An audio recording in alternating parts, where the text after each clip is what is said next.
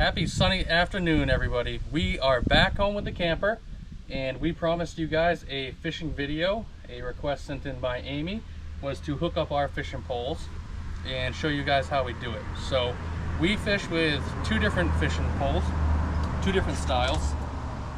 Ariane, Chloe, and G all use a closed face fishing pole. I'm sure a lot of you guys have seen this style. It's very common, and basically the action on this is when you cast, you hit this button and you sling it out there, and you typically reel in a huge fish, right? Yeah.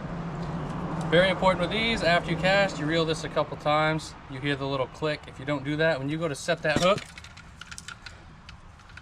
that's what it's going to do, because all your line's going to come out. So be sure to do that. Chloe's hooked up with just a regular hook and a bobber and a sinker on there. So that is the setup she was running with last time we were fishing out of the kayaks, and she had a nice little worm on there. Was it a good luck worm? Yeah. Did you catch anything? I don't know. Must not have been that good of luck then. I like the open face. I'm sure you have seen a lot of these as well. And to cast this, you just pinch the line here, put this bar up, sling it out there, and make sure you remember to drop the bar down, because if you don't, same thing. You're just gonna take all your line out when you go to set that hook on that big fish. So to set these up, I'll show you guys one today. And I cut mine. I'm gonna set that right down here with Chloe. She's gonna hold it there for me. You can flip that bar up, give yourself plenty of line. I'm gonna cut the end of this because it's a little bit curly. Must have in every tackle box, these fingernail clippers. So what we're gonna put on here right now is a snap swivel.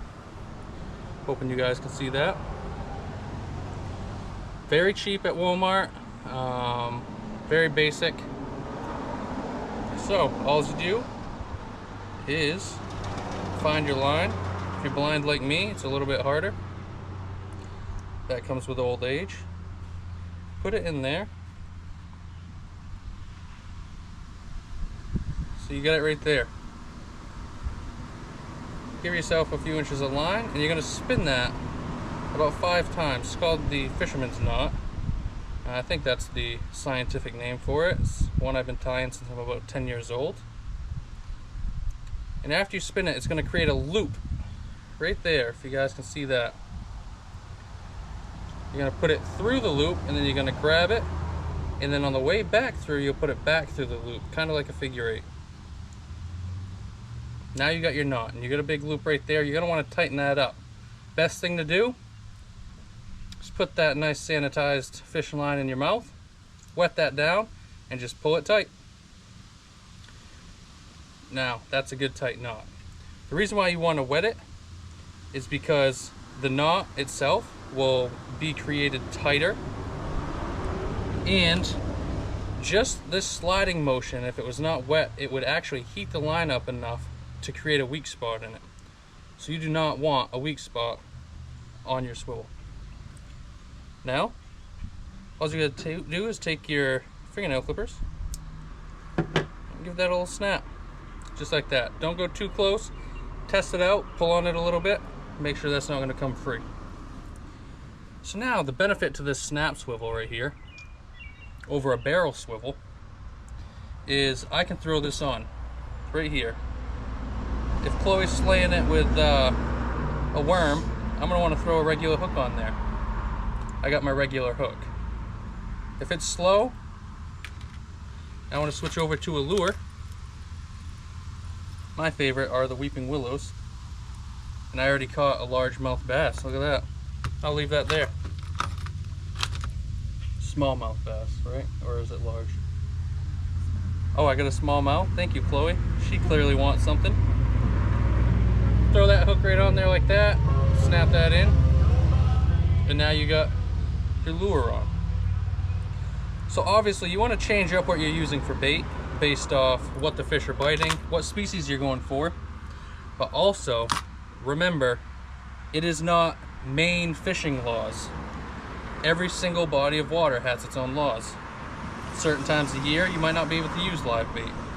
Certain places you go, you might not be able to use artificial lures. So check every time you go and get an updated law book for that body of water every single year, because it can be confusing and it can get expensive if you start doing things that you shouldn't be doing by accident. So just pick up a law book. Most gas stations have them, or you can print it offline. So it's as simple as that. That was super hard for you guys to see. So I'm going to do one more demonstration of that knot. Chloe, can you be a snap swivel? Nice. This is fishing line. This is about the size fishing line you're going to need for the fish that Chloe and G are going to start hauling in. Again, throw that right through your swivel. 5 wraps around.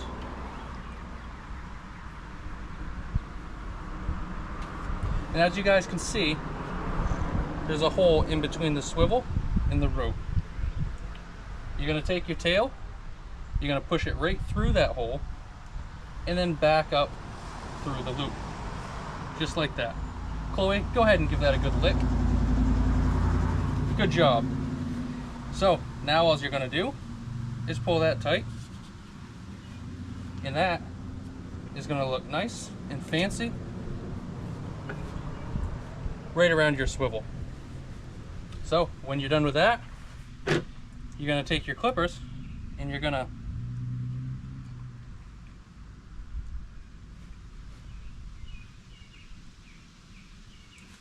cut it so you don't have that tail to spook the fish.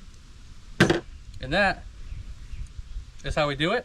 And typically the fish you would catch with that knot right there are typically this long. And what they'll do when they come out of the water is their tails will go like this. All right, so let's go ahead and knock that out of there. I do have fun. I do have fun when we're catching fish. I don't have a ton of tackle, but I picked this up at Walmart pretty cheap. So it's a nice little soft tackle box, which I like because I can throw it around without worrying about cracking it. And it comes with these. So I've marked one spoons, which is kind of my lures. I've marked one bass, because I love to bass fish. And another one says tackle. That's looking pretty empty because most of my tackle is in my ice fishing box. I do separate them. And like I said, very important, right? Yep. Another thing I really like, I got these off Amazon, are these pliers. They got the hook on the end. You can squeeze your sinker right in there. And they come with a nice case, but I tossed it because I usually put it in my pocket. Walmart actually sells these now. I think it might be Ozark Trail brand or something else very similar. And then just your normal everyday knife. Those are some things I like to throw in there. As far as sinkers, just make sure they're not lead. I did see on Facebook, hear some rumors that Martin's was selling some pretty cheap sinkers and they were made of lead. So don't do that. Good. That's a fine waiting to happen. These special hooks I was going to show you guys, I can't remember if I mentioned it in my last video when we were at Moose Creek. These are barbless hooks. So they have a stocked pond and they put trout in it. And typically hooks will have a barb on the back side to help you set the hook easier without it sliding out. These are smooth on the back side. It's easier for the fish. I don't recommend them if you're going to try to keep the fish or just everyday fishing, but if you're in a stock pond, that's a lot easier on the animal. We are typically catch and release 90 to 95% of the time. We just enjoy going out. We want the fish to get bigger. We really enjoy it. Once in a while, Chloe will lock onto some salmon ice fishing though, and we got to bring those to Mimi and Puppas to have a little fish fillet. Yeah. The bugs are thinking we got a fish over here. Yeah, we got bugs around. We haven't done a ton of fishing in the summertime with the heat and stuff like that, but I'd like to get back into it. And like I told you guys, the laws, the regulations for each body of water is very important. It's frustrated me to the point where I've actually got out of something I like doing in fishing because how confusing it can be. But don't let that, I'm kind of embarrassed to tell you guys that, honestly. It's a hobby of mine, and I shouldn't let something like that and my frustrations take me out of it. It's a really fun activity. The kids love it. Chloe's been doing it ever since she was old enough to walk and hold on to a fishing pole. What's your favorite thing about fishing? Catching the fish. Catching the fish, putting the worm on, taking No. the fish off the hook. She loves all that. Nope. I only like catching the fish. Then you can do it. And that's not fair for me. So we'd like to get out, maybe in Paul's boat. Wink, wink. Out in your boat sometime soon when the rain stops. It's supposed to rain all next week. Thunder showers will be all right. But yeah, so that's how we set up the pole. There's a million ways to do it. That's the easiest way I found. It's not expensive, guys. You don't have to go out and get a bunch of stuff. We don't have a bunch of stuff. We have Walmart fishing poles. That's fine. Again, like I tell you guys with everything, start cheap. See if you like the sport. See if you can get into it. Make sure you got your fishing license. And if you like it, then you can start upgrading a little bit at a time. Like I have with ice fishing. I've definitely upgraded more ice fishing stuff than open water. Yep. So while we're on the topic of fishing licenses, they have changed the law a few years ago, and you don't have to print it off anymore, which is awesome. So you can save it in your email. My recommendation is to save it in your email, but also screenshot a picture of it so it's in your pictures, because with my luck, when I see the warden, I want to give it to him, but I got no service. So make sure you guys just screenshot a picture of that. It's the best way to do it. I'm glad they changed that so you don't have to print it and sign it and all that stuff. But I'm looking forward to it. We're set up. We're ready to go. Chloe's got a hook. I got a lure. Now we just need to get out there, make some time, get rid of this rain, and we're going to be good to go. And I'd like to see G hooking onto some fish, so we'd like to get her into a good area. So we got a little over 2 weeks, and we're going to be taking you guys along on our next adventure, and we're going to be going to a campground in Newport. It is called Fog Brook. Ariane and Auntie Sarah have been there several times. They really enjoy it. And guess what? What? It's on a golf course. So we're going to try to get in at least a few games of golf. You can go. And by we, I mean me. And you guys are going to relax by the pool. Yep. So let's get this stuff picked up.